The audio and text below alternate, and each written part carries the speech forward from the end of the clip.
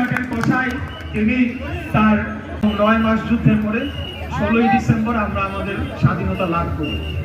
আজকে অত্যন্ত দুঃখের সাথে এবং আপনাদের সাথে বলতে হয় যে আমাদের পার্শ্ববর্তী রাষ্ট্র ভারতের প্রধানমন্ত্রী, যিনি গুজরাটের কসাই হিসেবে পরিচিত, সেই নরেন্দ্র মোদী একটি বক্তব্য দিয়েছেন। সেই গুজরাটের কসাই তিনি তার এক্স বার্তায় তিনি উল্লেখ করেছেন এই 16ই ডিসেম্বরকে তাদের বিজয় দিবস হিসেবে উল্লেখ করেছেন, যা আমি তীব্র ঘৃণা ভরে প্রত্যাখ্যান করছি এবং তার তীব্র প্রতিবাদ জানাচ্ছি আপনাদের মাধ্যমে। এই গুজরাটের কসাই নরেন্দ্র মোদী সম্ভবত ভুলে গিয়েছেন যে ইন্ডিয়ার স্বাধীনতা কবে হয়েছিল, সেটি ভুলে গিয়েছেন। সেজন্য আমাদের বিজয় দিবসটাকেও তাদের বিজয় দিবস হিসেবে পালন করতে চাচ্ছেন।